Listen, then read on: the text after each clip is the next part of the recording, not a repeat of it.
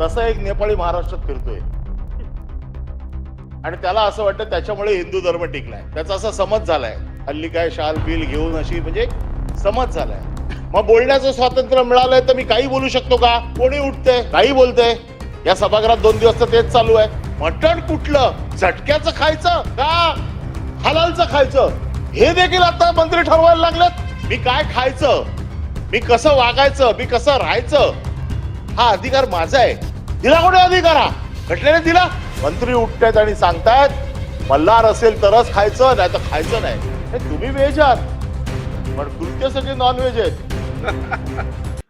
कोणी उठतंय काही बोलतंय. या सभागृहात 2 दिवस तर तेच चालू आहे.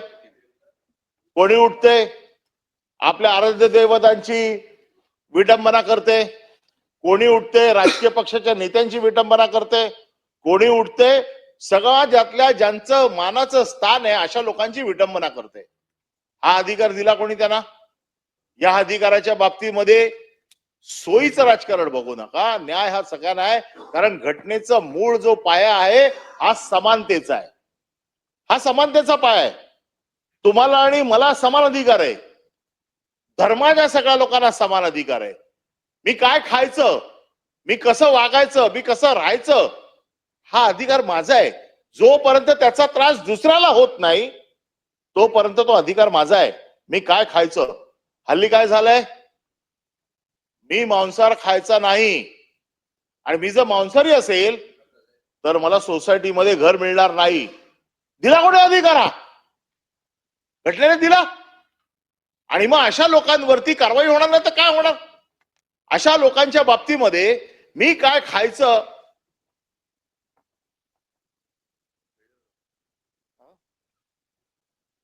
मी काय खायचं हा अधिकार कोणाचा आहे? माझा आहे ना. माझ्या अधिकारावरती गदा आणणारा कोण आहे? एक समाज उठतो आणि सांगतो की मांसाहारी लोकांना या सोसायटीमध्ये राहायला देणार नाही का, तर ते मांसाहारी आहेत म्हणून.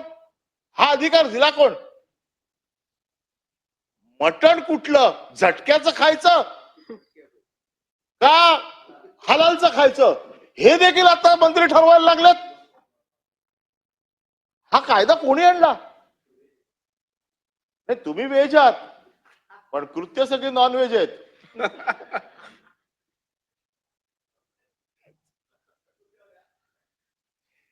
त्याच्यामुळे मटण कुठलं खायचं हे काय चाललंय सभागृहात?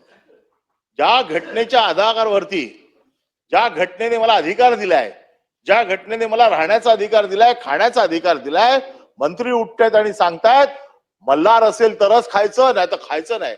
म्हणजे तुम्ही काय करताय? 2 धर्मामध्ये तुम्ही तेढ करताय, 2 धर्मामध्ये तुम्ही फूट पाडताय. ज्या काय आता सध्या जे काय महाराष्ट्रात वातावरण आहे, जातीय दंगलीच्या पार्श्वभूमीवरती वातावरण तयार केलं जाते. आम्ही देखील हिंदू आहोत आणि हिंदू असल्याचा मला सार्थ अभिमान आहे. हिंदू असल्याचा मला बिलकुल दुःख नाही, अभिमान आहोत. परंतु मला बाळासाहेबांनी हे शिकवलं नाहीये की तू हिंदू आहे म्हणून रस्त्यावरती जाणाऱ्या प्रत्येक मुसलमानाची मान छाटून टाक. बाळासाहेबांनी काय सांगितलं की जे कोण असतील, मग ते हिंदू असो नाही तर मुस्लिम असो, जर या देशाच्या विरोधात काम करणार असतील, या देशाच्या विरोधात जर ते काम करणार असतील, मग तो कोणी असो, तो आपल्या देशाचा शत्रू आहे. दुर्दैवाने त्यावेळेला जे काय बॉम्ब झाले, ज्या काय गोष्टी झाल्या, याच्यामध्ये मुस्लिम समाजाचे लोक आढळले आणि म्हणून बाळासाहेबांची ती सगळी वाक्य त्यावेळेला होती. आज काय झालंय, माझ्या इकडे एक सोसायटीमध्ये एक नेपाळी वॉचमॅन आहे. अख्खा रात्र ओरडत असतो जागते रहो, आणि त्याला असं वाटतं की त्याच्यामुळे आम्ही सगळे सुरक्षित आहोत. तसा एक नेपाळी महाराष्ट्रात फिरतोय आणि त्याला असं वाटतं त्याच्यामुळे हिंदू धर्म टिकलाय, त्याचा असा समज झालाय. हल्ली काय शाल बिल घेऊन अशी म्हणजे समज झालाय. अरे त्यांच्या जीवावर नाही, हिंदू धर्म सांभाळायला आम्ही समर्थ आहोत. आमच्यात तेवढी ताकद आहे हिंदू धर्म सांभाळायची. परंतु माझ्या धर्माने किंवा मला ज्यांनी शिकवण दिली त्यांनी हे शिकवलं नाही, स्वतःच्या धर्माचं रक्षण करताना दुसऱ्याच्या धर्मावरती जाणीवपूर्वक अन्याय करणार नाही याची काळजी घ्यायला मला शिकवलेलं आहे. आणि त्याच्यामुळे जाती जाती तेढ वाढवणं, ज्या काय मागच्या काही दिवसातल्या ज्या काही घटना आहेत, या घटना तुम्ही सगळ्या बघा. जाती जातीमध्ये तेढ वाढवण्याचं काम केलं जाते. वेगवेगळ्या गोष्टींवरती इथे सकाळपासून चर्चा झाली. मी त्या सगळ्या गोष्टी जात नाही, कारण तसं जर गेलो तर मला 2 दिवस या राज्यघटनेवरती बोलू शकतो, परंतु माझं म्हणणं असं आहे की ज्या घटनेने मला अधिकार दिलेत त्या घटनेच्या माझ्या अधिकाराची पायमल्ली करण्याचा अधिकार ना मला आहे विरोधक म्हणून, ना सत्ताधाऱ्यांना आहे. हा कोणालाच अधिकार नाहीये. हा मला राज्यघटनेने दिलेला अधिकार आहे.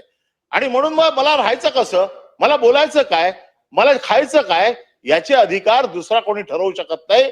हा माझा जन्मसिद्ध अधिकार आहे आणि तो मी बजावणारच. त्याच्यामध्ये दुसऱ्या कोणाचाही हस्तक्षेप हा मला मान्य नाही आणि तो मान्य करू पण देणार नाही.